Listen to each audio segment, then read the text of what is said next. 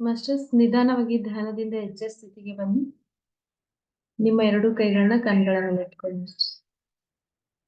3,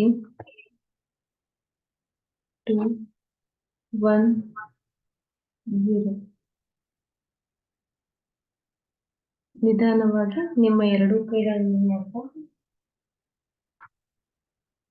ಕಣ್ಗಳನ್ನು ಮಾಡಿ ಮಾಸ್ಟರ್ಸ್.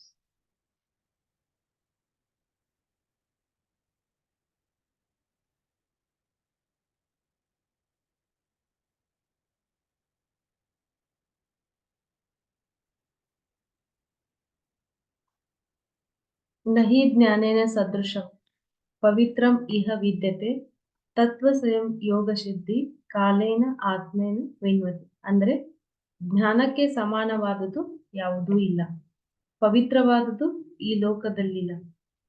ಸಾಧನೆಯಲ್ಲಿ ತೊಡಗಿದವರು ಪರಿಪಕ್ವಗೊಂಡಾಗ ಅದನ್ನು ಪಡೆಯುತ್ತಾರೆ. ಹೀಗೆ ಭಗವದ್ಗೀತೆಯ ಜ್ಞಾನವನ್ನ ನಮ್ಮೆಲ್ಲರಿಗೂ ಉಣಬಡಿಸಲು ಇಂದು ಶ್ರೀಮತಿ ಸವಿತಾ ಮಾಸ್ಟರ್ ಅವರು ಜಾಯಿನ್ ಆಗಿದ್ದಾರೆ. ಅವರನ್ನ ಈ ಸೆಷನ್ಗೆ ಮತ್ತೊಮ್ಮೆ ಆತ್ಮೀಯವಾಗಿ ಸ್ವಾಗತಿಸಲು. ಅವರ ಪರಿಚಯವನ್ನು ನೋಡುವುದಾದ್ರೆ ಮಾಸ್ಟರ್, ಶ್ರೀಮತಿ ಸವಿತಾ ಮಾಸ್ಟರ್ ಅವರು ಬೆಂಗಳೂರಿನ ನಿವಾಸಿಯಾಗಿದ್ದಾರೆ. 2019ರಿಂದ ಅವರು ಆನಾಪಾನಸತಿ ಧ್ಯಾನವನ್ನು, 2020ರಿಂದ ಗುಡಾಕೇಶ ಧ್ಯಾನವನ್ನು ಅಭ್ಯಾಸ ಮಾಡುತ್ತಾ ಬಂದಿದ್ದಾರೆ. ಅದೇ ರೀತಿ ಅವರು ಆಧ್ಯಾತ್ಮಿಕ ಜ್ಞಾನಕ್ಕೆ ಸಂಬಂಧಿಸಿದಂತಹ ಸೇತ್ ವಿಜ್ಞಾನ, ಇನ್ನರ್ ಜರ್ನಿ, ನ್ಯೂ ಎನರ್ಜಿ, ಪೈಮಾ ಚಾಲೆಂಜ್ ನಂತಹ ಹಲವಾರು ಕೋರ್ಸ್ಗಳನ್ನು ಕೂಡ ಅಭ್ಯಾಸ ಮಾಡಿದ್ದಾರೆ. ಇವರು ಹಲವಾರು ಶಾಕಾಹಾರಿ ರ್ಯಾಲಿಗಳಲ್ಲಿ ಪಾಲ್ಗೊಂಡಿದ್ದಾರೆ. ಅದೇ ರೀತಿ ಹಲವಾರು ಗುಡಾಕೇಶ್ ವರ್ಕ್ಶಾಪ್ಗಳನ್ನು ಕೂಡ ನಡೆಸಿಕೊಟ್ಟಿದ್ದಾರೆ. ಇವರು ಧ್ಯಾನಿಗಳಿಗಾಗಿ ತಮ್ಮದೇ ಒಂದು ಏಕತ್ವ ಪಿರಮಿಡ್ ಅನ್ನು ಸ್ವಂತ ಜಮೀನಿನಲ್ಲಿ ನಿರ್ಮಾಣ ಮಾಡಿ ಅದನ್ನು ಧ್ಯಾನಿಗಳಿಗೆ ಅದರ ಒಂದು ಸದುಪಯೋಗವನ್ನ ನೀಡುತ್ತಾ ಬಂದಿದ್ದಾರೆ. ಹೀಗೆ ಅವರನ್ನ ಈ ಸೆಷನ್ಗೆ ಆತ್ಮೀಯವಾಗಿ ಸ್ವಾಗತಿಸುತ್ತಾ ಅವರು ಹೇಳುವಂತಹ ಭಗವದ್ಗೀತೆಯ ಬೋಧನೆಗಳನ್ನ ಈಗ ಕೇಳೋಣ ಮಾಸ್ಟರ್ಸ್.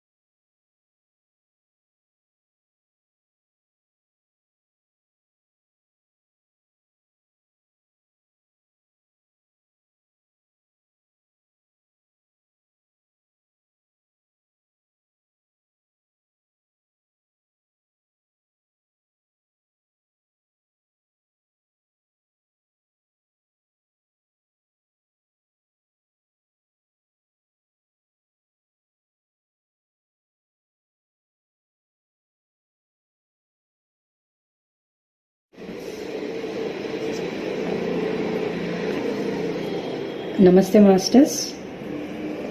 ಈ ಚರಾಚರ ಜಗತ್ತೆಲ್ಲ ಆ ಪರಾಶಕ್ತಿಯ ಒಂದು ಕ್ರೀಡಾ ವಿಲಾಸ.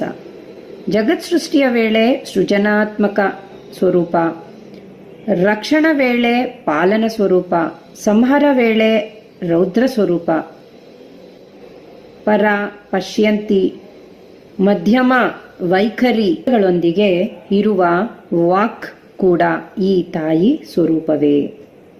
ಆದ್ದರಿಂದ ತ್ರಿಮೂರ್ತಿ ಸಂಪೂಜಿತೆ ಆ ಜಗನ್ಮಾತೆಯನ್ನು ಪ್ರಸನ್ನಳಾಗುವಂತೆ ನಮ್ಮೆಲ್ಲರಿಗೂ ಅಮೋಘವಾದ ವಾಕ್ಶಕ್ತಿಯನ್ನು ಅನುಗ್ರಹಿಸಲಿ.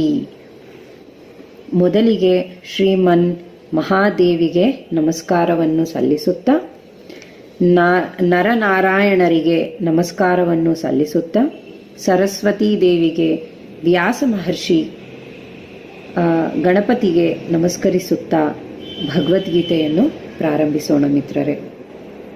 ಧ್ಯಾನ ಗುರುಗಳಾದ ಬ್ರಹ್ಮರ್ಷಿ ಪಿತಾಮಹ ಡಾಕ್ಟರ್ ಸುಭಾಷ್ ಪತ್ರಿಜಿಯವರಿಗೆ ಆತ್ಮ ಪ್ರಣಾಮಗಳು.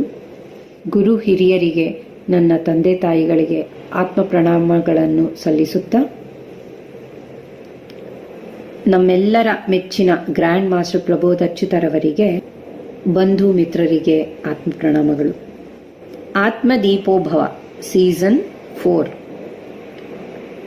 ಡೇ 1 ಎಲ್ಲರಿಗೂ ಸ್ವಾಗತ, ಸುಸ್ವಾಗತ. 4 ಯುಗ ಅಂದರೆ ಒಂದು ಮಹಾಯುಗ ಆಗುತ್ತೆ. 71 ಮಹಾಯುಗ = 1 ಮನ್ವಂತರ. ಈಗ ನಾವು 7ನೇ ಮನ್ವಂತರದಲ್ಲಿ ಇದ್ದೀವಿ. ಪ್ರತಿ ಮನ್ವಂತರದಲ್ಲೂ ದ್ವಾಪರ ಯುಗ ಇದ್ದೇ ಇರುತ್ತೆ. ಪ್ರತಿ ದ್ವಾಪರದಲ್ಲೂ ವಿಷ್ಣುವೇ ವ್ಯಾಸನಾಗಿ ಜನ್ಮಿಸಿ ಧರ್ಮ ಚಿಂತನವನ್ನು ಯಥಾವಿಧಿಯಾಗಿ ಪುರಾಣಗಳನ್ನು ರಚಿಸುತ್ತಾರೆ.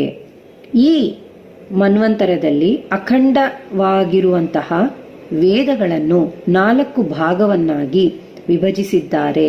ಬ್ರಹ್ಮಸೂತ್ರಗಳನ್ನು, ಉಪನಿಷತ್ತುಗಳನ್ನು, ಅನೇಕ ಪುರಾಣಗಳನ್ನು ರಚಿಸಿದ್ದಾರೆ. ಇವೆಲ್ಲವೂ ಲೋಕಹಿತವನ್ನು ಕೋರಿ ಮಾಡಿರುವಂತಹ ಕೆಲಸ. ಕಲಿಯುಗದಲ್ಲಿ ಮನುಷ್ಯರು ಅಲ್ಪಾಯುಷಕರಾಗಿ ಸ್ವಲ್ಪ ಬುದ್ಧರಾಗಿ ಇರುತ್ತಾರೆ ಮತ್ತು ವೇದ ಅಧ್ಯಯನ, ಭಕ್ತಿ, ಪೂಜೆ, ಪುನಸ್ಕಾರಗಳಿಗೆ ಮತ್ತು ಧರ್ಮ ಅಧ್ಯಯನವು ಸ್ವಲ್ಪ ಜನರಲ್ಲಿ ಮಾತ್ರನೇ ಇರುತ್ತದೆ. ಅದಕ್ಕೆ ಪುರಾಣ ಸಂಹಿತವನ್ನು ನೀಡಿದ್ದಾರೆ ವ್ಯಾಸ ಮಹರ್ಷಿ, ವ್ಯಾಸ ಭಗವಾನರು. ಆ ಪುರಾಣಗಳನ್ನು ಕೇಳಿದರೆ ಸಾಕು, ಧರ್ಮವನ್ನು ಆಚರಿಸಿದಂತೆ ಸಮಾನ. ಬ್ರಹ್ಮಸೂತ್ರ ಅಂದ್ರೆ ಬ್ರಹ್ಮ ಅಂದ್ರೆ ಆತ್ಮ, ಸೂತ್ರ ಅಂದ್ರೆ ಮಾರ್ಗ ಎಂದರ್ಥ. ಉಪನಿಷತ್ ಅಂದ್ರೆ ಉಪ ಅಂದ್ರೆ ಹತ್ತಿರ, ನಿ ಅಂದ್ರೆ ನಿನ್ನ ಆತ್ಮಕ್ಕೆ, ಶತ್ ಅಂದ್ರೆ ಕೂರೋದು. ಸೊ ನಿನ್ನ ಆತ್ಮದ ಜೊತೆ ನೀನು ಕೂತ್ಕೋ. ವೇದಗಳನ್ನು ವಿಭಜಿಸಿ ವೇದವ್ಯಾಸರಾಗಿದ್ದಾರೆ.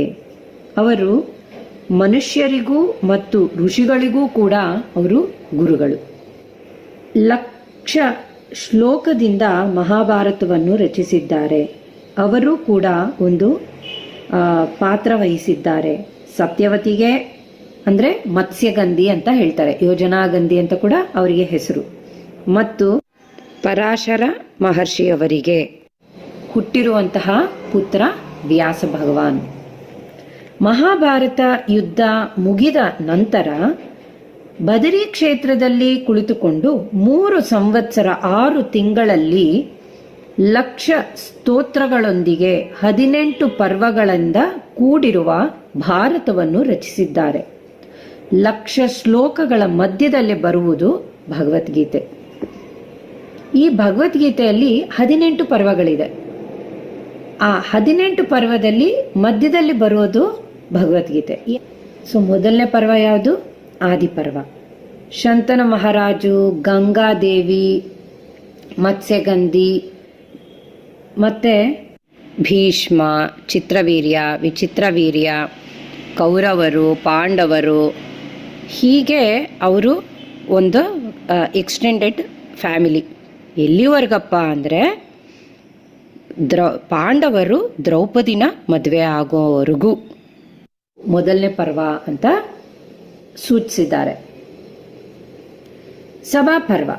ದ್ರೌಪದಿ ವಿವಾಹ ನಂತರ ಪಾಂಡವರೊಂದಿಗೆ ಹಸ್ತಿನಾಪುರಕ್ಕೆ ಬರ್ತಾರೆ. ಇಂದ್ರಪ್ರಸ್ಥದಲ್ಲಿ ವಾಸ ಮಾಡ್ತಾರೆ, ರಾಜಸುಯೋಗ ಮಾಡ್ತಾರೆ, ಮತ್ತೆ ಜೂಜಾಟ ಇವೆಲ್ಲ ಬರ್ತದೆ. ಆ ಜೂಜಾಟದಲ್ಲಿ ಎಲ್ಲವನ್ನೂ ಕಳ್ಕೊಂಡು, ಸೊ ಅದು ಸಭಾಪರ್ವ.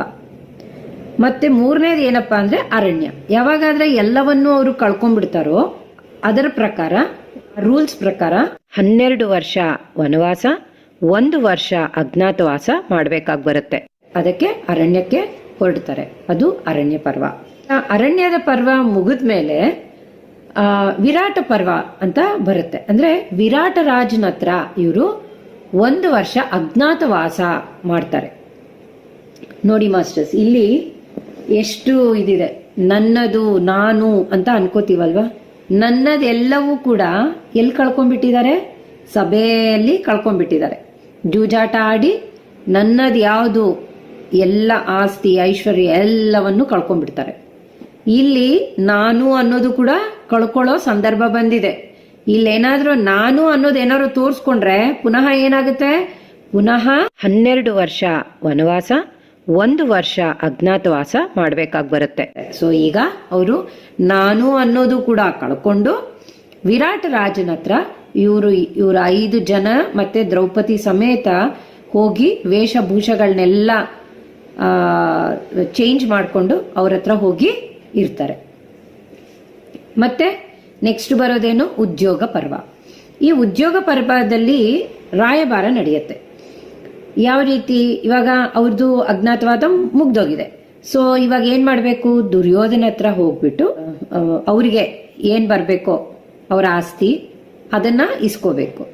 ಸೊ ಅದಕ್ಕೆ ಇಲ್ಲಿ ದುರ್ಯೋಧನ ಒಪ್ಪೋದಿಲ್ಲ. ನಾನು ಒಂದು ಸೂಜಿಯಷ್ಟು ಜಾಗ ಕೂಡ ಅವರು ಕೊಡೋದಿಲ್ಲ ಅಂತ ಕೂತಿದ್ದಾನೆ. ಸೊ ಅದಕ್ಕೋಸ್ಕರ ಫಸ್ಟು ದ್ರುಪದ ಪುರೋಹಿತನ ಕಳಿಸ್ತಾನೆ ರಾಯಭಾರ ಮಾಡೋದಿಕ್ಕೆ. ಸೊ ಏನು ಕೆಲಸ ನಡೆಯೋದಿಲ್ಲ. ಆ ಕಡೆಯಿಂದ ಸಂಜಯ ಅವರು ಮಾತಾಡ್ತಾರೆ. ಸೊ ಅದಕ್ಕೂ ಏನಕ್ಕೂ ಜಗ್ಗೋದಿಲ್ಲ. ಪುನಃ ಶ್ರೀಕೃಷ್ಣ ಪರಮಾತ್ಮ ಹೋಗ್ತಾನೆ. ಕೃಷ್ಣ ಹೇಳ್ತಾನೆ, ಎಷ್ಟೊಂದು ಜ್ಞಾನವಂತರು ಈ ಹಸ್ತಿನಾಪುರದಲ್ಲಿರುವಂಥವ್ರು, ಇಂಥ ಮಹಾ ದೊಡ್ಡ ಸಭೆ ಇದು. ಸೊ ಇದನ್ನ ನೀನು ಹಾಳು ಮಾಡ್ಕೋಬೇಡ ಧೃತರಾಷ್ಟ್ರ. ಏನ್ ಸಿಕ್ಕತ್ತೆ ನಿನಗೆ? 100 ಜನ ಮಕ್ಕಳು, ಏನಾದ್ರು ಎಲ್ಲರೂ ಯುದ್ಧದಲ್ಲಿ ಸತ್ತರೆ ಅವ್ರ ಶವ ನೋಡ್ಬೇಕಾ? ಅಥವಾ ನಿನ್ನ ತಮ್ಮ ಪಾಂಡುರಾಜ, ಅವನ್ ಮಕ್ಕಳ ಸತ್ತ ಮೇಲೆ ಅವ್ರ ಶವನ ನೀನ್ ನೋಡ್ಬೇಕಾ? ಸೊ ಇದೇನಾ ನಿನಗ್ ಬೇಕಾಗಿರೋದು? ಯೋಚನೆ ಮಾಡು ಅಂತ ಹೇಳಿ ಅವನು ಕೂಡ ರಾಯಭಾರ ಮಾಡ್ತಾನೆ. ಸುಮಾರು ಸಾರ್ತಿ ಶಾಂತಿ ರಾಯಭಾರಕ್ಕೆ ಎಲ್ಲ ಕೃಷ್ಣ ಹೋಗ್ತಾನೆ. ಪ್ರತಿಯೊಬ್ರು ಏನ್ ಅನ್ಕೋತಾರೆ, ಕೃಷ್ಣನಿಂದನೇ ಯುದ್ಧ ಸ್ಟಾರ್ಟ್ ಆಗಿದೆ, ಕೃಷ್ಣ ಒಂದು ಸರಿಯಾಗಿದ್ದಿದ್ರೆ ಇವೆಲ್ಲ ಯಾವುದು ನಡೀತಿರ್ಲಿಲ್ವಲ್ಲ ಅಂತ ಅಜ್ಞಾನಿಯವರು ಯೋಚನೆ ಮಾಡ್ತಾರೆ. ಆದ್ರೆ ಅವನು ಇಷ್ಟೊಂದು ಶಾಂತಿ ರಾಯಭಾರ ಮಾಡ್ತಾನೆ. ಲಾಸ್ಟಿಗೆ ಕೃಷ್ಣನ್ನೇ ಜೈಲಲ್ಲಿ ಸೆರೆಮನೆಯಲ್ಲಿ ಹಾಕ್ಬೇಕು ಅಂತ ಕೂಡ ಟ್ರೈ ಮಾಡ್ತಾನೆ ದುರ್ಯೋಧನ. ಸೊ ಹಾಗಾಗಿ ಇಷ್ಟೊಂದು ರಾಯಭಾರ ಮಾಡ್ತಾರೆ, ಯಾವುದು ಪ್ರಯೋಜನ ಆಗೋದಿಲ್ಲ. ನೆಕ್ಸ್ಟ್ ಭೀಷ್ಮ ಪರ್ವ. ಸೊ ಹೀಗೆ ದುರ್ಯೋಧನ್ಗೆ ಹೇಳ್ತಾರೆ, ಗುರು ಹಿರಿಯರು ಹೇಳ್ತಾರೆ, ತಾತ ಆದ ಭೀಷ್ಮ ಹೇಳ್ತಾನೆ, ಎಲ್ಲರೂ ಹೇಳ್ತಾರೆ, ಬೇಡಪ್ಪ ಅವ್ರಿಗೆ ಕೊಡೋದು ಏನಿದೆ, 5 ಊರು ಅಷ್ಟೇ ಅಲ್ವಾ, ಆ ಊರು ಕೊಟ್ಬಿಟ್ರೆ ಮುಗಿದೋಯ್ತು, ಎಲ್ಲ ನೀನು ಇಟ್ಕೋಬೋದಲ್ವಾ, ಎಲ್ಲಾನು ನಿಂದೇನೆ ಅಲ್ವಾ ಅಂತ. ನಾನು ಒಂದು ಚಿಕ್ಕ ಜಾಗ ಕೂಡ ಅವರಿಗೆ ನಾನು ಕೊಡೋದಿಲ್ಲ. ಆದ್ದರಿಂದ ಯುದ್ಧ ಅನ್ನೋದು ನಿಶ್ಚಯ ಆಗ್ತಾ ಬರುತ್ತೆ. ಸೊ ಈ ಯುದ್ಧ ನಿಶ್ಚಯ ಆದ್ಮೇಲೆ ಒಂದು ಜಾಗ ಹುಡುಕ್ಬೇಕು. ಯಾವ ಜಾಗ ಅಂತ ಹುಡುಕ್ತಾ ಇದ್ದಾಗ ಕುರುಕ್ಷೇತ್ರ ಅನ್ನೋದು ಭೂಮಿನ ಅವರು ಸೆಲೆಕ್ಟ್ ಮಾಡ್ಕೋತಾರೆ. ಸೊ ಅದು ಎಲ್ಲಿರೋದು ಅಂದ್ರೆ ಹರಿಯಾಣ ರಾಷ್ಟ್ರದಲ್ಲಿ ಅಂಬಾಲಾ ಜಿಲ್ಲೆ ಹತ್ತಿರದಲ್ಲಿ ಆ ಭೂಮಿ ಇದೆ. ಇಲ್ಲಿ ಕುರು ಅನ್ನೋ ಮಹಾರಾಜ ಯಾವಾಗ್ಲೂ ಯಜ್ಞಗಳನ್ನು ಮಾಡ್ತಾ ಇದ್ನಂತೆ. ಆ ಯಜ್ಞ ಮಾಡ್ತಿರುವಂತಹ ಭೂಮಿ ಮೇಲೆ ಯಾರಾದ್ರೂ ಸತ್ರೆ, ಅಂದ್ರೆ ಯಾಗವನ್ನು ಮಾಡ್ತಾನು ಸತ್ರೆ ಅವರಿಗೆ ಉತ್ತಮ ಗತಿ ಪ್ರಾಪ್ತಿಸುತ್ತದೆ ಅಂತ. ಅದೇ ವಿಧದಲ್ಲಿ ಆ ಭೂಮಿಯಲ್ಲಿ ಯುದ್ಧ ಮಾಡಿದ್ರು ಕೂಡ ಶರೀರನ ತ್ಯಜಿಸ್ತಾರೋ ಅವರು ಕೂಡ ಉತ್ತಮ ಗತಿ ಪ್ರಾಪ್ತಿ ಆಗುತ್ತೆ ಅಂತ ಹೇಳ್ಬಿಟ್ಟು ಇಬ್ರು, ಕೌರವರು ಪಾಂಡವರು ಇಬ್ರು ಕೂಡ ಡಿಸೈಡ್ ಮಾಡ್ತಾರೆ, ಆ ಕುರುಕ್ಷೇತ್ರದಲ್ಲಿ ನಾವು ಯುದ್ಧ ಮಾಡೋಣ ಅಂತ. ಸೊ ಅಲ್ಲಿ ಎಷ್ಟು ಜನ ಸೇರ್ಕೋತಾರೆ? ಒಂದು ಅಕ್ಷಯ ಸೈನ್ಯ ಅಂದ್ರೆ ಸುಮಾರು 1,20,000 ಅರ್ಥ ಒಂದು ಅಕ್ಷಯ ಅಂದ್ರೆ. ಅಂತಹದ್ದು ಪಾಂಡವರು 7 ಅಕ್ಷಯ ಸೈನ್ಯಗಳು, ಕೌರವರು 11 ಅಕ್ಷಯ ಸೈನ್ಯ. ಅದಲ್ದಿರ ಸುಮಾರು 70,000 ರಥಗಳು, ಕುದುರೆಗಳು, ಆನೆ, ಇನ್ನು ಹಲವಾರು ಸೈನ್ಯದ ಒಂದು ಪ್ರಿಪ್ರೇಷನ್ ಅಲ್ಲಿ ನಡೀತಾ ಇರುತ್ತೆ. ಮತ್ತೆ ಈ ಗಾಯ ಅವರಿಗೆಲ್ಲರಿಗೂ ಕೂಡ ವೈದ್ಯರು, ಅವರ ಒಂದು ಡಿಪಾರ್ಟ್ಮೆಂಟು, ಅವ್ರಿಗೆ ಆಹಾರಕ್ಕೋಸ್ಕರ ಆಹಾರ ಡಿಪಾರ್ಟ್ಮೆಂಟು, ಅಡಿಗೆಯವರು ಒಂದು ಗ್ರೂಪು, ಮತ್ತೆ ನರ್ಸ್ ಅಂತೆ, ಕಾಂಪೌಂಡರ್ ಅಂತೆ. ಸೊ ಹೀಗೆ ಎಷ್ಟೋ ಜನ ಅಲ್ಲಿ ಸೇವಕರು ಎಲ್ಲರೂ ಕೂಡ ಸೇರಿ ಸುಮಾರು 40 ಲಕ್ಷಕ್ಕಿಂತ ಹೆಚ್ಚು ಜನರು ಅಲ್ಲಿ ಸೇರ್ತಾರೆ. ಸೊ ಅಲ್ಲಿಗೆ ನಮಗೆ ಭಗವದ್ಗೀತೆ ಅನ್ನೋದು ಶುರುವಾಗ್ತಾ ಬರುತ್ತೆ. ಈ ಪರ್ವದಿಂದ ನಮಗೆ ಭಗವದ್ಗೀತೆ ಶುರುವಾಗುತ್ತೆ. ಅರ್ಜುನನಿಗೆ ರಥಸಾರಥಿಯಾಗಿ ಶ್ರೀಕೃಷ್ಣ ಒಪ್ಕೋತಾನೆ. ಅರ್ಜುನ ಕೇಳ್ತಾನೆ ಕೃಷ್ಣನ, ನನಗೆ ಒಂದ್ಸತಿ ಯುದ್ಧ ಭೂಮಿಗೆ ಕರ್ಕೊಂಡೋಗು, ಎಷ್ಟು ಜನ ಇದ್ದಾರೆ ಏನು ನೋಡಬೇಕು ಅನ್ನಿಸ್ತಿದೆ, ನನಗೆ ಮಧ್ಯದಲ್ಲಿ ಕರ್ಕೊಂಡೋಗು, ನಾನು ಈ ಕಡೆ ಆ ಕಡೆ ಇಬ್ಬರನ್ನೂ ಕೂಡ ನೋಡಬೇಕು, ಸೊ ನನಗೆ ಅಲ್ಲಿ ಕರ್ಕೊಂಡೋಗು ಅಂತ ಹೇಳಿಬಿಟ್ಟು ಹೇಳ್ತಾನೆ. ಸೊ ಅವನ ಇಚ್ಛೆ ಪ್ರಕಾರ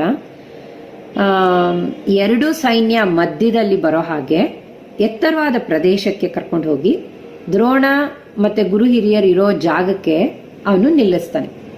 ಅಲ್ಲಿ ಅಷ್ಟು ಜನರನ್ನ ನೋಡಿದ ತಕ್ಷಣ ತಾತನ ಎಷ್ಟೋ ಪ್ರೀತಿಯಿಂದ ಮುದ್ದಾಗಿ ಸಾಕಿರುವಂತಹ ತಾತನ್ನ ಗುರು ದ್ರೋಣರು ಅರ್ಜುನ ದ್ರೋಣನಿಗೆ ಪ್ರಿಯ ಶಿಷ್ಯ. ಅಂದ್ರೆ ಅವ್ರ ಮಗ ಅಶ್ವತ್ಥಾಮನ್ ಕೂಡ ಎಷ್ಟೊಂದು ವಿದ್ಯೆ ಅವನು ಹೇಳ್ಕೊಟ್ಟಿಲ್ಲ, ಅಂಥ ವಿದ್ಯೆಗಳನ್ನೆಲ್ಲ ಕೂಡ ಅರ್ಜುನನಿಗೆ ಹೇಳ್ಕೊಟ್ಟಿದ್ದಾನೆ. ಸೊ ಇವೆಲ್ಲ ಗುರ್ತಕ್ಕೆ ಬರುತ್ತೆ. 100 ಜನ ಸಹೋದರರು, ಆಮೇಲೆ ಏಕೈಕ ತಂಗಿ ಯಾರು, ದುಶ್ಯಲೆ, ಕೌರವರಿಗೆ ಪಾಂಡವರಿಗೆ ಇಬ್ಬರಿಗೂ ಸೇರಿ ಏಕೈಕ ತಂಗಿ. ಸೊ ಇವ್ರ ಎಲ್ಲರನ್ನೂ ಕೂಡ ಕೇವಲ ಒಂದು ರಾಜ್ಯಕ್ಕೋಸ್ಕರ ನಾನು ಸಾಯಿಸ್ಬೇಕಾ? ಅಂದ್ರೆ ದುಶ್ಯಲೆ ಗಂಡ ಸತ್ತ ಮೇಲೆ ಅವಳು ವಿಧವೆ ಆಗ್ತಾಳ, ಈ ರಾಜ್ಯಕ್ಕೋಸ್ಕರ ವೈಡತ್ವವನ್ನು ನೋಡ್ಬೇಕಾ ನಾನು ಅಂತ ಹೇಳಿ ಬಹಳ ದುಃಖಪಟ್ಟು ನಾನು ಈ ಯುದ್ಧ ಮಾಡೋದಿಲ್ಲ ಅಂತ ಅವನ ಹತ್ರ ಇರುವಂತಹ ಶಸ್ತ್ರವನ್ನು ಎಲ್ಲ ತ್ಯಜಿಸ್ಬಿಡ್ತಾನೆ. ಸೊ ಆವಾಗ ಶುರುವಾಗುತ್ತೆ ಭಗವದ್ಗೀತೆ, ಅಂದ್ರೆ ಅರ್ಜುನ ವಿಷಾದ ಯೋಗ, ಅಲ್ಲಿಂದ ಶುರುವಾಗುತ್ತೆ ಮೊದಲನೇ ಅಧ್ಯಾಯ. ಇಲ್ಲಿ ಈ ಮೊದಲನೇ ಅಧ್ಯಾಯದಲ್ಲಿ ಏನಪ್ಪ ಆಗುತ್ತೆ ಅಂದ್ರೆ ಬರೀ ಅರ್ಜುನ ಅಲ್ಲಿ ಎಲ್ಲರನ್ನು ನೋಡೋದು, ಆಮೇಲೆ ಶಂಕು ಊದೋದು, ಸೊ ಅವನ ಶೋಕ, ಆಮೇಲೆ ಇದನ್ನ ತ್ಯಜಿಸೋದು, ನನಗೆ ಬೇಡ, ನನಗೆ ಯಾವ ಇದು ಕೂಡ ನನ್ಗೆ ವ್ಯಾಮೋಹ ಇಲ್ಲ, ನನಗೆ ಯಾವುದೂ ಬೇಕಿಲ್ಲ, ಇದು ಅದು ಅಂತ ಹೇಳ್ಕೊಂಡು ದುಃಖ ಪಡೋದು. ಸೊ ಇದೇ ಇರುತ್ತೆ ಅಲ್ಲಿ. ಅಂದ್ರೆ 2ನೇ ಅಧ್ಯಾಯ 11ನೇ ಶ್ಲೋಕದಿಂದ ಭಗವದ್ಗೀತೆ ಪ್ರಾಪರ್ ಆಗಿ ಭಗವಾನ್ ಸಾಕ್ಷಾತ್ ಶ್ರೀಕೃಷ್ಣ ಪರಮಾತ್ಮ ಅದನ್ನ ಉಪದೇಶ ಮಾಡ್ತಾನೆ. ಕೇವಲ ಅರ್ಜುನನಿಗೆ ಮಾತ್ರನೇ ಅಲ್ಲ, ನಮಗಳಿಗೂ ಕೂಡ ಅನ್ವಯಿಸುತ್ತೆ.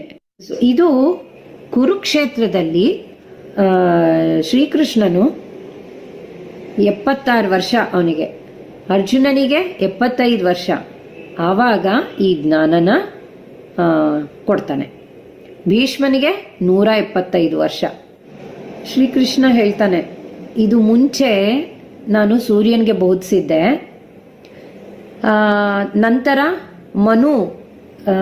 ಮನುಗೆ ಈ ಜ್ಞಾನನ ಕೊಟ್ಟೆ, ಆದರೆ ಭೂಮಿ ಒಳಗಡೆ ಅದು ಅಡಗಿ ಹೋಗ್ಬಿಟ್ಟಿದೆ.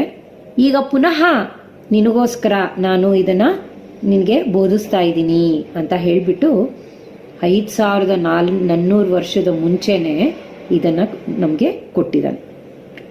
ಯಾರಾದ್ರೆ ಯಾವ ಕೆಲಸವನ್ನು ಮಾಡಲು ಹುಟ್ಟಿದ್ದಾರೋ ಈ ಭೂಮಿ ಮೇಲೆ, ಆ ಕೆಲಸವನ್ನು ಬಿಟ್ಟು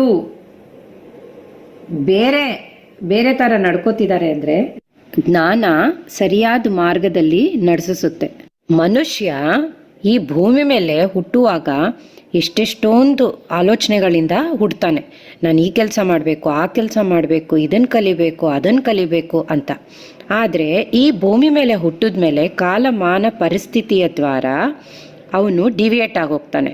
ಮಾಡಬೇಕಾಗಿರೋ ಕೆಲಸ ಅಂದ್ಬಿಟ್ಟು ಇನ್ನೇನೇನೋ ಮಾಡಕ್ಕೆ ಹೋಗ್ತಾನೆ. ಸೊ ಅವನು ಅಜ್ಞಾನಿ ಆಗೋಗ್ತಾನೆ.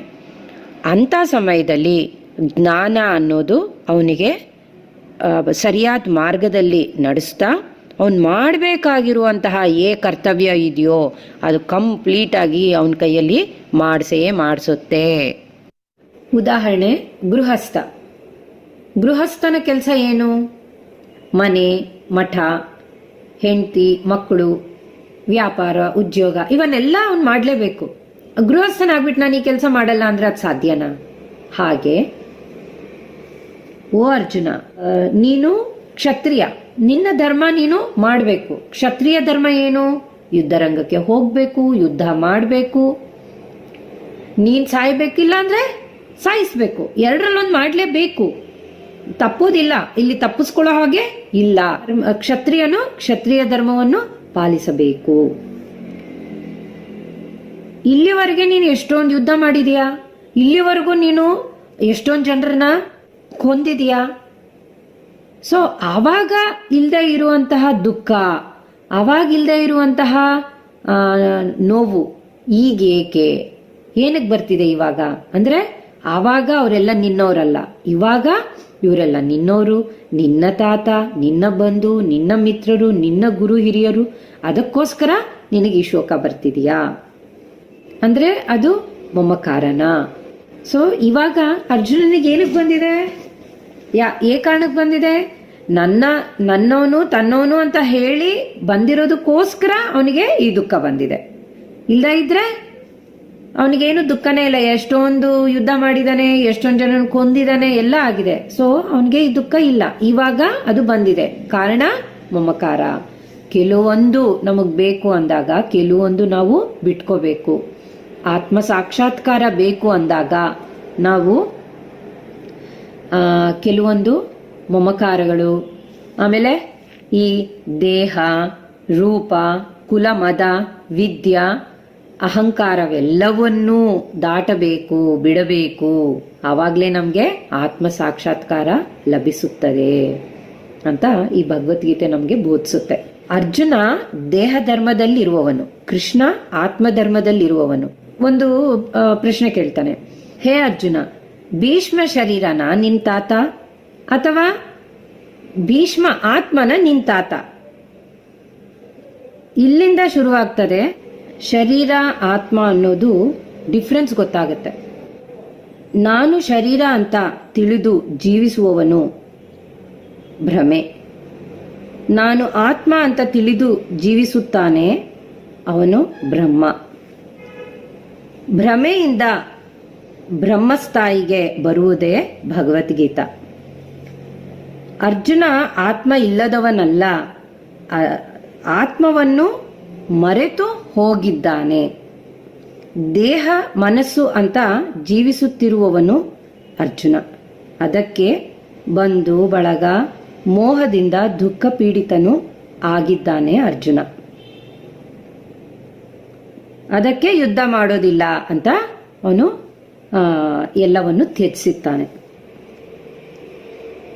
ಶರೀರಕ್ಕೆ ಬಹಳ ಬಹಳ ಚೇಂಜಸ್ ಇರುತ್ತೆ. ಯಾವುದು, ಹುಟ್ಟುತ್ತಾನೆ, ಮಗುವಾಗಿ ಹುಟ್ಟುತ್ತಾನೆ, ಬಾಲ್ಯ, ಯೌವನ, ಮುದಕ, ಸಾವು, ನೋವು, ಇವೆಲ್ಲವೂ ಯಾವುದಕ್ಕಿರುತ್ತೆ? ಶರೀರಕ್ಕಿರುತ್ತೆ. ಆದರೆ ಆತ್ಮಕ್ಕೆ ಇದು ಯಾವುದೂ ಇಲ್ಲ. ಕೇವಲ ಸತ್ಯವಾದದ್ದು ಮತ್ತೆ ನಿತ್ಯವಾದದ್ದು ಆತ್ಮ. ಯಾರು ಶರೀರ ಅಂತ ತಿಳಿಯುತ್ತಾರೋ ಅವರು ವಿಷಾದ ಯೋಗದಲ್ಲಿ ಇದ್ದಾರೆ ಅಂತ ಅರ್ಥ.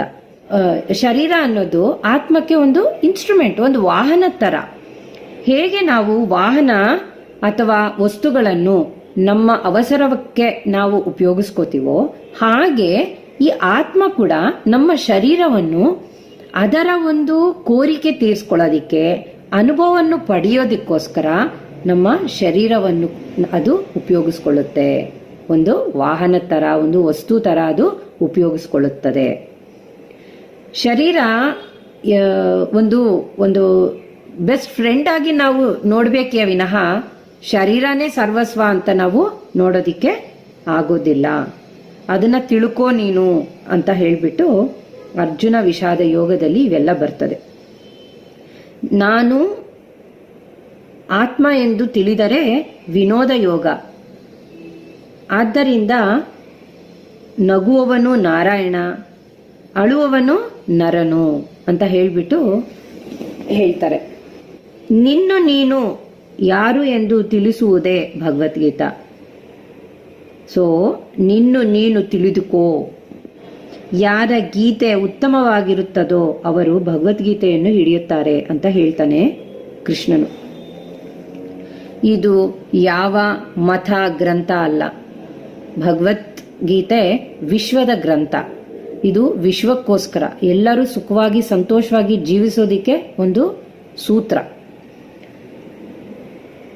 ಹುಟ್ಟುವುದು, ಬೆಳೆಯುವುದು, ಸಾಯುವುದು ಎಲ್ಲ ಪ್ರಾಣಿ, ಪಶು, ಪಕ್ಷಿ, ಗಿಡ, ಮರಗಳು, ಮಾನವರಿಗೂ ಎಲ್ಲರಿಗೂ ಅನ್ವಯಿಸುತ್ತದೆ. ಎಲ್ಲ ಜೀವಿಗಳಿಗೂ ಇದು ಅನ್ವಯಿಸುತ್ತದೆ. ಯಾವ ದೇಹದಲ್ಲಿದ್ದರೂ ಇದೆಲ್ಲವೂ ನಡೀತಾನೇ ಇರುತ್ತೆ, ಈ ಕ್ರಿಯೆಗಳೆಲ್ಲ ನಡೀತಾನೆ ಇರ್ತದೆ. ಇದು ಸೃಷ್ಟಿಯ ನಿಯಮ, ಜ್ಞಾನ, ಧರ್ಮ ಇವೆಲ್ಲ. ಜೀವನವು ಯಜ್ಞವಾಗಿ ಆಗಬೇಕು, ಯುದ್ಧವಾಗಲ್ಲ. ಭಾಗವತ ಅಂದರೆ ಯಜ್ಞ, ಭಾರತ ಅಂದರೆ ಯುದ್ಧ. ಯುದ್ಧ ಮಾಡುವವನು ಮನಸ್ಸಿನ ಜೊತೆ ಇದ್ದಾನೆ ಎಂದರ್ಥ. ಯಜ್ಞ ಮಾಡುವವನು ಆತ್ಮದ ಜೊತೆ ಇದ್ದಾನೆ ಎಂದರ್ಥ. ಆದ್ದರಿಂದ ಯುದ್ಧವನ್ನು ಯಜ್ಞವನ್ನಾಗಿ ಬದಲಾಯಿಸುವುದೇ ಭಗವದ್ಗೀತೆ. ಯುದ್ಧ ಮಾಡುವುದಿಲ್ಲ ಅಂತ ಶೋಕಿಸಿದ ಅರ್ಜುನನು ಈಗ ಸಂತೋಷವಾಗಿ ಯುದ್ಧ ಮಾಡ್ತೀನಿ ಅಂತ ಒಪ್ಕೊಂಡು ಮುಂದೆ ಬರ್ತಾನೆ. ಈ ಭಗವದ್ಗೀತೆ ಎಲ್ಲರ ಒಂದು ಗ್ರಂಥ. ಮಾನವನಿಗೆ ಇದು ಪ್ರಾಥಮಿಕ ಗ್ರಂಥ. ಸರ್ವಶಾಸ್ತ್ರಗಳ ಸಾರವು ಭಗವದ್ಗೀತೆಯಲ್ಲಿ ತಿಳಿಸಿದ್ದಾರೆ. ಸೊ ಈ ಶ್ಲೋಕನ ನಾವು ತಿಳ್ಕೊಳ್ಳೋಣ. ಓಂ ತತ್ಸದಿತಿ ಶ್ರೀಮದ್ ಭಗವದ್ಗೀತಾಸು ಉಪನಿಷತ್ಸು ಬ್ರಹ್ಮ ವಿದ್ಯಾಯಾಂ ಯೋಗಶಾಸ್ತ್ರೇ ಶ್ರೀಕೃಷ್ಣಾರ್ಜುನ ಸಂವಾದೆ ಅರ್ಜುನ ವಿಷಾದ ಯೋಗೋ ನಾಮ ಪ್ರಥಮೋಧ್ಯಾಯಃ. ಇದು 49ನೇ ಶ್ಲೋಕ. ಬ್ರಹ್ಮವಿದ್ಯೆ ಅಂದ್ರೆ ಭ್ರಮೆಯಲ್ಲಿ ಯಾರಿದಾರೋ ಅವರೆಲ್ಲರೂ ಕೂಡ ಒಳಗಿರುವ ಬ್ರಹ್ಮನ ತಿಳ್ಕೊಳ್ಳಿ, ಅರ್ಥ ಮಾಡ್ಕೊಳ್ಳಿ. ಯೋಗಶಾಸ್ತ್ರೇ, ನಿನ್ನ ಆತ್ಮದ ಜೊತೆ ಕನೆಕ್ಟಿವ್ ಆಗಿ ಇರು. ಯೋಗ ಅಂದ್ರೆ ಕನೆಕ್ಷನ್. ಉಪನಿಷತ್ಸು, ಉಪನಿಷತ್ ಅಂದ್ರೆ ಉಪ ಅಂದ್ರೆ ಹತ್ತಿರ, ಶತ್ ಅಂದ್ರೆ ಕೂತ್ಕೊಳ್ಳೋದು, ನೀ ಅಂದ್ರೆ ಆತ್ಮ. ಸೊ ನಿನ್ನ ಆತ್ಮದ ಹತ್ತಿರ ನೀನು ಕೂತ್ಕೊಳ್ಳೋದು. ಈ ಭಗವದ್ಗೀತೆಯಲ್ಲಿ 18 ಚಾಪ್ಟರ್ಸ್ ಇದಾವೆ. ಸ್ಟಾರ್ಟ್ ಆಗುತ್ತೆ ವಿಷಾದ ಯೋಗದಿಂದ, ಅಂದರೆ ಅರ್ಜುನನ ಒಂದು ಶೋಕದಿಂದ. ಯಾರಾದರೆ ದುಃಖದಲ್ಲಿದ್ದಾರೋ ಅವರು ಅರ್ಜುನರು ಅಂತ ಅರ್ಥ. ಅವರಿಗೆ ಬೇಕು ಭಗವದ್ಗೀತೆ. ಇದರಲ್ಲಿ ಮೊದಲನೇ ಶ್ಲೋಕ ಬರುತ್ತೆ, ಧರ್ಮಕ್ಷೇತ್ರೆ ಕುರುಕ್ಷೇತ್ರೆ ಅಂತ. ಸೊ ಈ ಧರ್ಮಕ್ಷೇತ್ರ ಕುರುಕ್ಷೇತ್ರ ಅಂದ್ರೆ ಶರೀರ ಅನ್ನೋದು ಧರ್ಮಕ್ಷೇತ್ರ ಅಂತ ಹೇಳ್ತಾರೆ. ಶರೀರ 3 ಕ್ಷೇತ್ರದ ಒಂದು ಕನೆಕ್ಷನ್. ಶಿರಸ್ಸು ಜ್ಞಾನಕ್ಕೆ ಸಂಬಂಧಿಸಿರುವುದು, ಅದಕ್ಕೆ ಜ್ಞಾನಯೋಗ. ಹೃದಯಕ್ಕೆ ಸಂಬಂಧಿಸಿರುವುದು ಧರ್ಮ, ಅದಕ್ಕೆ ಧರ್ಮಯೋಗ. ನಾಭಿ ಕೆಳಗೆ ಭಾಗವೆಲ್ಲವೂ ಕೂಡ ಕುರುಕ್ಷೇತ್ರ ಅಂದ್ರೆ ಕರ್ಮಭೂಮಿ. ಅಂದರೆ ಮಲ ಮೂತ್ರ ವಿಸರ್ಜನೆ, ಜನ್ಮ ಕರ್ಮಗಳಿಗೆ ಅದು ಕರ್ಮಗಳನ್ನು ಸೂಚಿಸುತ್ತೆ. ಅದಕ್ಕೋಸ್ಕರ ಅದು ಕರ್ಮಯೋಗ. ಅರ್ಜುನ ವಿಷಾದ ಯೋಗ. ಧೃತರಾಷ್ಟ್ರ ಉವಾಚ ಧರ್ಮಕ್ಷೇತ್ರೇ ಕುರುಕ್ಷೇತ್ರೇ ಸಮವೇತಾಯುಯುತ್ಸವಃ ಮಾಮಕಾಃ ಪಾಂಡವಾಶ್ಚೈವ ಕಿಮಕುರ್ವತ ಸಂಜಯ. ಕೌರವರು ಪಾಂಡವರು ಕುರುಕ್ಷೇತ್ರದಲ್ಲಿ ಇದ್ದಾರೆ. ಅವರೆಲ್ಲರೂ ಕೂಡ ಅಲ್ಲಿ ಸಮಾವೇಶವಾಗಿದ್ದಾರೆ. ಈಗ ಕೇಳ್ತಿದ್ದಾನೆ ಧೃತರಾಷ್ಟ್ರ ಸಂಜಯನ, ಅಲ್ಲಿ ಹೇಗಿದೆ, ಅಲ್ಲಿ ಸಂದರ್ಭ ಹೇಗಿದೆ, ಅಲ್ಲಿ ಏನ್ ಮಾಡ್ತಿದ್ದಾರೆ ಅಂತ ಹೇಳ್ಬಿಟ್ಟು ಕೇಳ್ತಾ ಇದ್ದಾನೆ. ಅಲ್ಲಿಂದ ಭಗವದ್ಗೀತೆ 1ನೇ ಅಧ್ಯಾಯದ ಶ್ಲೋಕ ಶುರುವಾಗುತ್ತೆ. ಭಗವದ್ಗೀತೆ ಸ್ಟಾರ್ಟ್ ಆಗಿದ ತಕ್ಷಣನೇ ಧೃತರಾಷ್ಟ್ರ ಕಾಣ್ತಾನೆ, ಕೃಷ್ಣ ಕಾಣೋದಿಲ್ಲ. ಯಾಕೆ? ಧೃತರಾಷ್ಟ್ರ ದೇಹ ಧರ್ಮದಲ್ಲಿ ಜೀವಿಸುತ್ತಿದ್ದಾನೆ, ಮತ್ತೆ ಅವನು ಹಸ್ತಿನಾಪುರಕ್ಕೆ ರಾಜ. ಯಾರಾದ್ರೆ ದೇಹ ಧರ್ಮದಲ್ಲಿ ಜೀವಿಸುತ್ತಿದ್ದಾರೋ ಅವರೆಲ್ಲರೂ ಧೃತರಾಷ್ಟ್ರೇ. ಹಸ್ತಿನ ಅಂತ ಹೇಳಿದ್ರೆ, ಹಸ್ತಿ ಅಂದ್ರೆ ಮೂಳೆ ಮಾಂಸ, ನ ಅಂದ್ರೆ ನಂದು ಅಂತ ಹೇಳಿ ತಿಳ್ಕೊಳ್ತಾ ಇರೋದು. ಸೊ ಧೃತರಾಷ್ಟ್ರನ್ಗೆ ಯಾರಾದ್ರೂ ರಾಜ್ಯಭಾರ ಕೊಡ್ತಾರಾ? ಕುರುಡನಿಗೆ ಯಾರಾದ್ರೂ ರಾಜ್ಯವನ್ನು ಕೊಡ್ತಾರಾ? ಇಲ್ಲ ಅಲ್ವಾ. ಯಾರ ಒಂದು ದಯೆಯಿಂದ ಸಿಕ್ಕಿದೆ? ಪಾಂಡು ಮಹಾರಾಜರ ಒಂದು ದಯೆಯಿಂದ ಅಣ್ಣನಿಗೆ ಸಿಕ್ಕಿದೆ ಈ ರಾಜ್ಯ. ಸೊ ಅದನ್ನ ನಂದು ನಂದು ನಂದು ಅಂತ ತಿಳ್ಕೊಳ್ತಿದ್ರೆ ಅದು ತಪ್ಪಲ್ವೇ? ಉದಾಹರಣೆಗೆ ಇವಾಗ ಒಂದು ವ್ಯಾಪಾರ ಮಾಡ್ತಾ ಇರ್ತಾರೆ, ಒಂದ್ ಸ್ವಲ್ಪ ಕಾಲ ನಾನು ಹೊರಗಡೆ ಊರಿಗೆ ಹೋಗ್ಬಿಟ್ಟು ಬರ್ತೀನಿ ಅಂತ ಹೇಳ್ಬಿಟ್ಟು ಗುಮಾಸ್ತನಿಗೆ ಬಿಟ್ಬಿಟ್ಟು ಮಾತ್ರಕ್ಕೆ ಅದು ಗುಮಾಸ್ತಂದು ಆಗೋಗ್ಬಿಡತ್ತಾ? ಅವನ್ ಬರ್ಬೋದು, ಅವ್ರ ಮಕ್ಕಳು ಬರ್ಬೋದು, ಯಾರಿಗೋ ಒಬ್ರು ಬರ್ಬೋದು, ಅವ್ರಿಗೆ ಬಿಟ್ಕೊಡ್ಬೇಕಾಗಿರೋದೇ ಅಲ್ವಾ ಸ್ಥಳನ. ಹಾಗೆ ಧೃತರಾಷ್ಟ್ರ ಕೂಡ ಹೇಗೆ ಸಾಧ್ಯ? ಅದು ಅವಂದಾಗೋಕೆ ಹೇಗೆ ಸಾಧ್ಯ? ಅದು ಪಾಂಡು ಮಹಾರಾಜ್ದು ಅದು ಆಸ್ತಿ. ಸೊ ಗಾಂಧಾರಿ ಕೂಡ ಎಷ್ಟೋ ಸರ್ತಿ ಹೇಳ್ತಾಳೆ ದುರ್ಯೋಧನಿಗೆ, ನಿಮ್ಮ ಅಪ್ಪಂದೇ ಅಲ್ಲಪ್ಪ ಇದು ರಾಜ್ಯ, ಇದು ನಿನಗೆ ಹೇಗಪ್ಪ ಬರುತ್ತೆ ಅಂತ ಹೇಳ್ಬಿಟ್ಟು. ಆದರೂ ಕೂಡ ಅವನು ಕೇಳೋದಿಲ್ಲ. ಭಗವದ್ಗೀತೆ 7 ಶ್ಲೋಕದಿಂದ ಕೂಡಿದೆ. ಮೊದಲನೇ ಅಧ್ಯಾಯದಲ್ಲಿ ಅರ್ಜುನ ವಿಷಾದ ಯೋಗ, 2ನೇ ಅಧ್ಯಾಯದಲ್ಲಿ ಸಾಂಖ್ಯ ಯೋಗ. ಇಲ್ಲಿ 18 ಅಧ್ಯಾಯದ ಸಾರವು ಇದರಲ್ಲೇ ಸಿಕ್ಕುತ್ತದೆ. ಅಂದ್ರೆ 2ನೇ ಅಧ್ಯಾಯ 11ನೇ ಶ್ಲೋಕದಿಂದ ಭಗವಾನ್ ಮಾತಾಡ್ತಾರೆ. ಯಾರಾದರೆ ಭಗವದ್ಗೀತೆ ಆಚರಿಸುತ್ತಾರೋ ಅವರಿಗೆ ನಿತ್ಯ ಕಲ್ಯಾಣ ಪಚ್ಚತೋರಣ. ಯಾರಾದರೆ ಭಗವದ್ಗೀತಾ ಜ್ಞಾನದ ಜೊತೆ ಜೀವಿಸುತ್ತಾರೋ ಅವರು ಪ್ರತಿ ಕ್ಷಣ ಆಟ ಪಾಠಗಳಂತೆ ಅವರ ಜೀವನವನ್ನು ಸುಲಭವಾಗಿ ನಡ್ಸ್ಕೊಂಡು ಹೊರಟೋಗ್ತಾರೆ. ಇಲ್ದಿದ್ರೆ ಪ್ರತಿ ಕ್ಷಣ ಘರ್ಷಣೆ, ಪ್ರತಿ ಕ್ಷಣ ಹಾಟ್ ಆಗಿ ನಡೀತಾ ಇರ್ತಾರೆ. ಇದು ಎಲ್ಲರ ದುಃಖ, ಕೇವಲ ಅರ್ಜುನ ದುಃಖ ಮಾತ್ರ ಅಲ್ಲ. ಯಾರಾದರೆ ಈ ಜ್ಞಾನವನ್ನು ತಿಳಿದಿಲ್ವೋ ಅವರು ಖಚಿತವಾಗಿಯೂ ದುಃಖವನ್ನು ಪಡಿತಾರೆ. ಭಿಕ್ಷೆ ಎತ್ತೋನಾಗ್ಲಿ ಅಥವಾ ಮಾಡಿ ಮಹಲ್ಗಳಲ್ಲಿ ಇರೋರಾಗ್ಲಿ ಯಾರಾದ್ರೂ ಕೂಡ ಒಂದಲ್ಲ ಒಂದಿನ ಅಳೋದು ಗ್ಯಾರಂಟಿ. ಕೇವಲ ರಮಣ ಮಹರ್ಷಿ ಮಾತ್ರನೇನಾ ಅರುಣಾಚಲಂಗೆ ಹೋಗ್ಬಿಟ್ಟು ಅವ್ರಿಗೆ ಜ್ಞಾನೋದಯ ಆಗಿರೋದು? ಸೊ ಅವ್ರ ಪಕ್ಕದಲ್ಲಿರೋರು ಕೇಳಿದ್ರಂತೆ, ನಿನಗೆ ನೀನ್ ಬಂದಿರೋದು ಏನಕ್ಕೆ ಅಂತ ನೀನು ಗೊತ್ತಾಯ್ತಾ? ನೀನ್ ತಿಳ್ಕೊಂಡಿದ್ಯಾ ಅಂತ ಕೇಳ್ತಾರಂತೆ. ಅದಕ್ಕೆ ಹಾ ನಾನೇನಕ್ಕೆ ಬಂದಿದ್ದೀನಿ ಅಂತಾನು ತಿಳ್ಕೊಂಡಿದ್ದೀನಿ, ಆಮೇಲೆ ನಾನು ಆತ್ಮ, ಶರೀರ ಅಲ್ಲ, ಶರೀರದ ಒಳಗಿರುವಂತಹ ಆ ಬ್ರಹ್ಮನ ನಾನು ತಿಳ್ಕೊಂಡಿದ್ದೀನಿ ಅಂತ ಹೇಳ್ತಾರಂತೆ. ಸೊ ಕೇವಲ ರಮಣ ಮಹರ್ಷಿಗೆ ಮಾತ್ರನೇನಾ ಅದನ್ನು ತಿಳ್ಕೊಳ್ಳೋ ಅರ್ಹತೆ ಇರೋದು? ಭೂಮಿ ಮೇಲೆ ಬಂದ ಎಲ್ಲ ಮನುಷ್ಯರಿಗೂ ಅದು ತಿಳ್ಕೊಳ್ಳೇಬೇಕಾಗಿರುವಂಥದ್ದು. ತಿಳ್ಕೊಳ್ಳಿಲ್ಲ ಅಂದ್ರೆ ಏನಾಗುತ್ತೆ? ಮತ್ತೆ ಮತ್ತೆ ಮತ್ತೆ ಮತ್ತೆ ಅವರು ತಿಳ್ಕೊಳ್ಳೋವರೆಗೂ ಈ ಜನ್ಮನ ಎತ್ತುತ್ತಾನೇ ಇರ್ತಾರೆ. ಈ ದೇಹ ಅನ್ಬಿಡ್ತಾರೆ, ಇನ್ನೊಂದು ದೇಹದಲ್ಲಿ ಹುಟ್ಟುತ್ತಾರೆ, ಮತ್ತೆ ಈ ದೇಹ ಅನ್ಬಿಡ್ತಾರೆ, ಮತ್ತೆ ಇನ್ನೊಂದು ದೇಹದಲ್ಲಿ ಹುಟ್ಟುತ್ತಾ ಇರ್ತಾರೆ. ಸೊ ನಾವು ಯಾವಾಗ ನಾವು ಅರಿವಿನಿಂದ ನಾವು ನಮ್ಮ ಜೀವನವನ್ನು ಮಾಡ್ತೀವೋ, ಸೊ ಆ ಅರಿವು ಏನಪ್ಪಾ ಅಂದ್ರೆ ಗುಡಾಕೇಶ.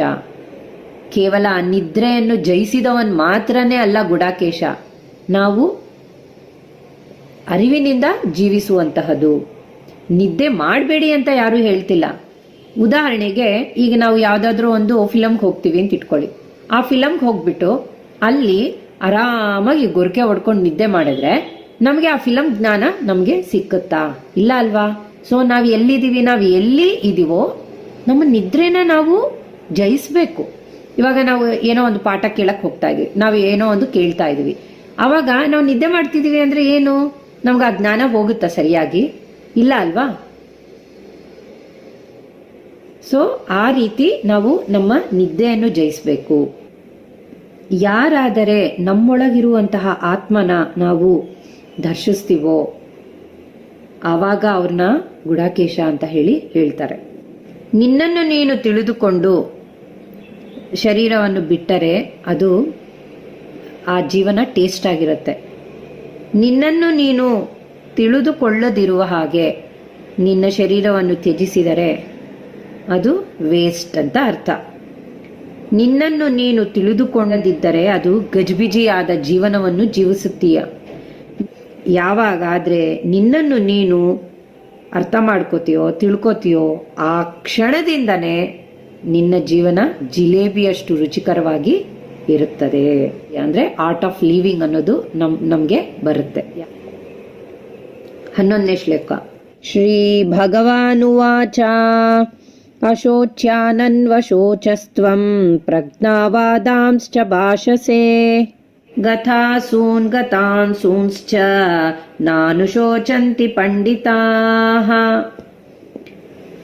ಶ್ರೀ ಭಗವಾನ್ ಅಂದ್ರೆ ಶ್ರೀಕೃಷ್ಣ ಪರಮಾತ್ಮ ಇಲ್ಲಿ ಶುರು ಮಾಡ್ತಾನೆ ಹೇಳೋದಿಕ್ಕೆ.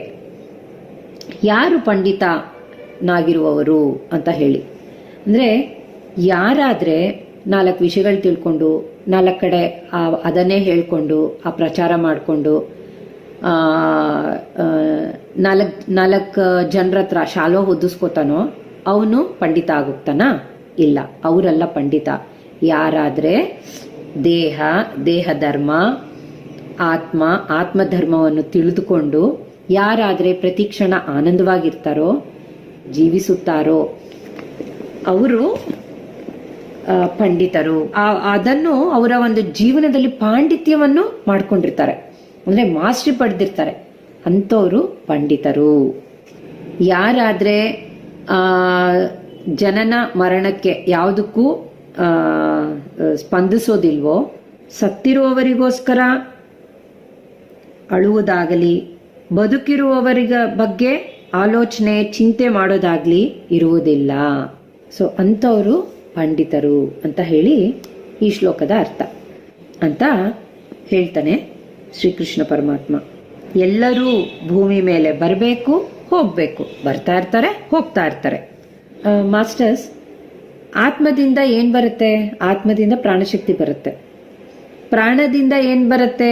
ಪ್ರಾಣಶಕ್ತಿಯಿಂದ ಶ್ವಾಸ ಆಡಿಸೋದು ಬರುತ್ತೆ. ಅಂದ್ರೆ ಶ್ವಾಸ ಆಡ್ತಾ ಇರುತ್ತೆ. ಹೇಗೆ? ಉಚ್ಛ್ವಾಸ ನಿಶ್ವಾಸ ತಗೊಳ್ತಾ ಇರುತ್ತೆ. ದಿನಕ್ಕೆ ಸುಮಾರು 21,600 ಬಾರಿ ಉಚ್ಛ್ವಾಸ ನಿಶ್ವಾಸ ನಡೀತಾ ಇರುತ್ತೆ. ನಿನ್ನನ್ನು ನೀನು ತಿಳಿದುಕೊಳ್ಳಲು ಈ ಪ್ರಾಣ ಉಪಯೋಗ ಆಗುತ್ತೆ.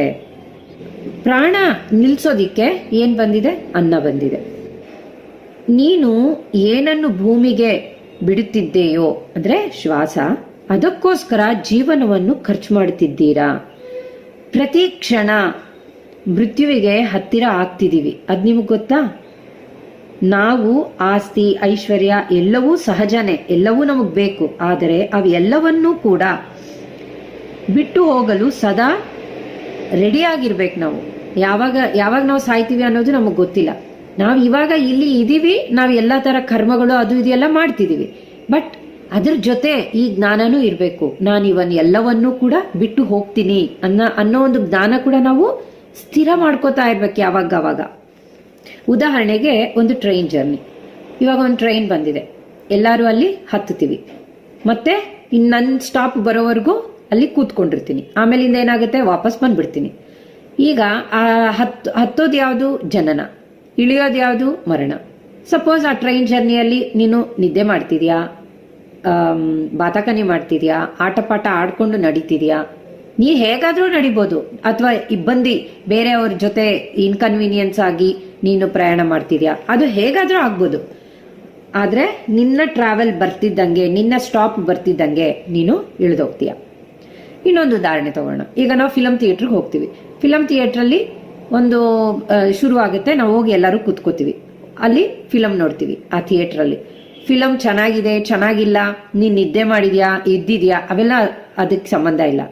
ಫಿಲಂ ಮುಗಿತಿದ್ದಂಗೆ ಏನಾಗ್ತದೆ? ಅಲ್ಲಿಂದ ನಾವು ಹೊರಗೆ ಬರ್ಬೇಕಾಗತ್ತೆ. ಹಾಗೆ ಜೀವನದಲ್ಲೂ ಅಷ್ಟೇ. ನಾವು ಈ ಭೂಮಿ ಮೇಲೆ ನಾವು ಬಂದಿದೀವಿ. ನೀನು ಜ್ಞಾನ ಪಡೆದಿದೆಯೋ ಜ್ಞಾನ ಪಡೆದಿಲ್ವೋ, ಅಥವಾ ನಿನ್ ಕರ್ತವ್ಯಗಳನ್ನ ನೀನ್ ಮಾಡಿದ್ಯೋ ಬಿಟ್ಟಿದ್ಯೋ, ಅದೆಲ್ಲ ಸಂಬಂಧ ಇಲ್ಲ. ಪುನಃ ನೀನು ಬಿಟ್ಟು ಹೋಗ್ತಾ ಇರ್ಬೇಕು ಅಷ್ಟೇ. ಸೊ ಹೇಗೆ ಟ್ರೈನ್ ಹತ್ತದಾಗ ಟ್ರೈನ್ ಬಿಡ್ತೀವೋ, ಥಿಯೇಟ್ರಿಗೆ ಹೋದ್ಮೇಲೆ ಥಿಯೇಟ್ರ್ ಬಿಡ್ತೀವೋ, ಹಾಗೆ ಈ ಭೂಮಿ ಮೇಲೆ ನಾವು ಹುಟ್ಟಿದ ಮೇಲೂ ಕೂಡ ನಾವು ಈ ಭೂಮಿಯನ್ನು ಬಿಟ್ಬಿಡ್ಬೇಕು. ಶರೀರ ಈ ಭೂಮಿಯಿಂದ ಬಂದಿದೆ, ಆತ್ಮಲೋಕದಿಂದ ಬಂದಿದೆ.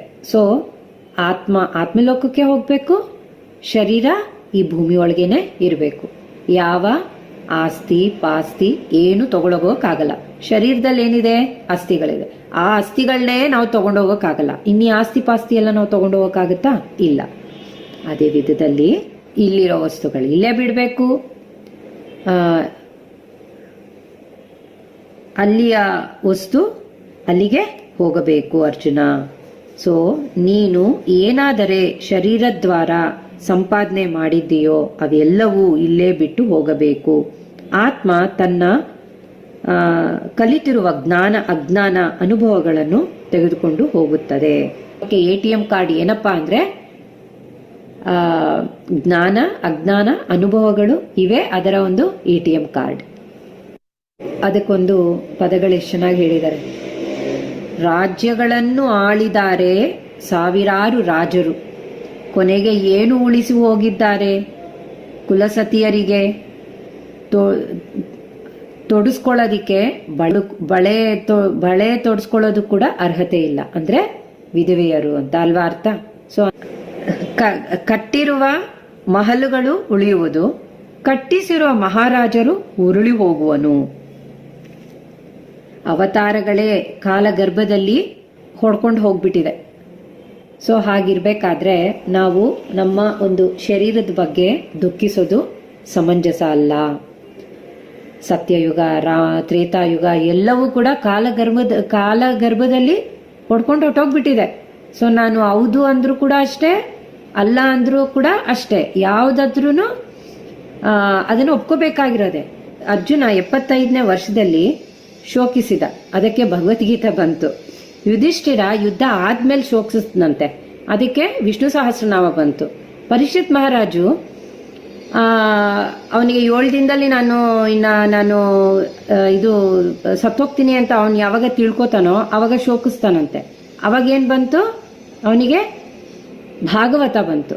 ಸೊ ಮಹಾನುಭಾವರು, ಒಳ್ಳೆ ಧರ್ಮ ಕಾರ್ಯರು, ಒಳ್ಳೆ ಉದ್ದೇಶಕ್ಕೋಸ್ಕರ ದುಃಖಿಸಿದ್ರು ಕೂಡ ಅದು ಈ ಲೋಕಕ್ಕೆ ಒಳ್ಳೇದಾಗುತ್ತೆ. ಆದರೆ ನಮ್ಮಂಥವರು ದುಃಖಿಸಿದ್ರೆ ಪಕ್ಕದಲ್ಲಿರೋರಿಗೆ ಜಿಗುಪ್ಸೆ ಆಗುತ್ತೆ. ಸೊ ಹಾಗಾಗಿ ನಾವು ದುಃಖಿಸೋದು ಬೇಕಿಲ್ಲ. ಫಸ್ಟ್ ಲೆವೆಲಲ್ಲಿ ಎಲ್ಲರೂ ಭಗವದ್ಗೀತೆನ ಓದಿ. ಎರಡನೇದು ಅರ್ಥ ಮಾಡ್ಕೊಳ್ಳಿ, ಪ್ರತಿಯೊಂದು ಪದನ ಅರ್ಥ ಮಾಡ್ಕೊಳ್ಳಿ. ಮೂರನೇದು ಆಲೋಚನೆ ಮಾಡಿ, ಏನು ಇಷ್ಟು ಇಂಟೆನ್ಸಿವ್ ಆಗಿ ಆ ಶ್ರೀಕೃಷ್ಣ ಪರಮಾತ್ಮನ ಬಾಯಿಂದ ಬಂದಿದೆ ಅಂದರೆ ಏನು ಅಂತ ಆಲೋಚನೆ ಮಾಡಿ. ನಾಲ್ಕನೇದು ಆಚರಣೆ ಮಾಡಿ. ಐದನೇದು ಪ್ರಚಾರ ಮಾಡಬೇಕು. ಹೀಗೆ ಮಾಡೋದ್ರಿಂದ ಭಗವದ್ಗೀತೆಯ ಪರಮ ಲಕ್ಷ್ಯವನ್ನು ನಾವು ಸೇರಲು ಸಾಧ್ಯವಾಗುತ್ತೆ. ದಯವಿಟ್ಟು ಈ ಭಗವದ್ಗೀತೆ ಪ್ರಾಥಮಿಕ ಗ್ರಂಥವನ್ನು ಅನುಸರಿಸಿರಿ, ಸಂತೋಷವಾಗಿರ್ರಿ. ಪ್ರತಿಯೊಂದು ನಮಗೆ ಬಂದಿರೋದು ನಾವು ಆಕ್ಸೆಪ್ಟ್ ಮಾಡಿಕೊಂಡು ನಾವು ತೃಪ್ತಿಯಾಗಿ ಜೀವನವನ್ನು ಮಾಡಬೇಕು. ಯಾರಾದರೆ ಗೀತೆ ಹಿಡಿಯುತ್ತಾರೋ ಅವರ ಗೀತೆ ಬದಲಾಗುತ್ತದೆ, ಚೆನ್ನಾಗಿರುತ್ತದೆ, ಅಮೋಘವಾಗಿರುತ್ತದೆ ಅಂತ ಕೃಷ್ಣ ಹೇಳ್ತಾನೆ. ದೇಹದ ಬಗ್ಗೆ ಚಿಂತಿಸಬೇಡ, ಪುನಃ ಆತ್ಮ ಇನ್ನೊಂದು ಹೊಸ ಶರೀರವನ್ನು ಧರಿಸುತ್ತದೆ. ದೇಹ ಹೊಸದು, ಆದರೆ ಆತ್ಮ ಹಳೆಯದೇ. ಸೊ ಶರೀರಕ್ಕೆ ಎಂಡ್ ಪಾಯಿಂಟ್. ನಾವು ಇವಾಗ ಹುಟ್ಟಿದೀವಿ ಅಂತ ಹೇಳಿದ್ರೆ ಈ ಕ್ಷಣದಲ್ಲಾದರೂ ಅದು ಉರುಳ್ಕೋಬಹುದು, ಆದರೆ ಆತ್ಮ ಸ್ಟಾರ್ಟಿಂಗ್ ಪಾಯಿಂಟ್. ಪುನಃ ಅದು ಇನ್ನೊಂದು ಜನ್ಮ ತಗೊಂಡಾಗ, ಇನ್ನೊಂದು ದೇಹ ತಗೊಂಡಾಗ ಏನಾಗುತ್ತೆ, ಅದು ಪುನಃ ನ್ಯೂ ಜರ್ನಿ ಸ್ಟಾರ್ಟ್ ಮಾಡ್ಕೊಳ್ಳುತ್ತೆ. ಮೈ ಮೇಲಿರೋ ಬಟ್ಟೆ ಹರಿದೋದ್ರೆ ಪೆಟ್ಟಿಗೆಯಲ್ಲಿ ಇನ್ನೊಂದು ಸಿಕ್ಕತ್ತೆ. ಅದೇ ವಿಧದಲ್ಲಿ ಈ ಶರೀರ ಅನ್ನೋ ಆತ್ಮದ ಬಟ್ಟೆ, ಈ ಶರೀರ ಅನ್ನೋದು ಹರಿದ್ರೂ ಕೂಡ ಸೃಷ್ಟಿಯಲ್ಲಿ ಮತ್ತೊಂದು ಸಿಕ್ಕುತ್ತದೆ ಅರ್ಜುನ. ಸೊ ಮೈ ಮೇಲಿರುವ ಬಟ್ಟೆ ಅಥವಾ ಈ ಶರೀರ ಎರಡೂ ಹರಿಯುತ್ತದೆ, ಅದರ ಕಡೆ ಗಮನ ಕೊಡಬೇಡ. ಇವತ್ತು ನಿಮ್ಮ ಮುಂದೆ ಭಗವದ್ಗೀತೆ ಮಾತಾಡಲು ಪ್ರೇರೇಪಿಸಿರುವಂತಹ ಸೀನಿಯರ್ ಪಿರಮಿಡ್ ಮಾಸ್ಟರ್ ಸತ್ಯಪಲ್ಲಿ ರಾಮರಾವ್ ಅವರಿಗೆ ಸ್ಪೆಷಲ್ ಥ್ಯಾಂಕ್ಸ್. ಲೋಕಾ ಸಮಸ್ತ ಸುಖಿನೋ ಭವಂತು, ಸರ್ವೇ ಜನ ಸುಖಿನೋ ಭವಂತು. ಧನ್ಯವಾದಗಳು.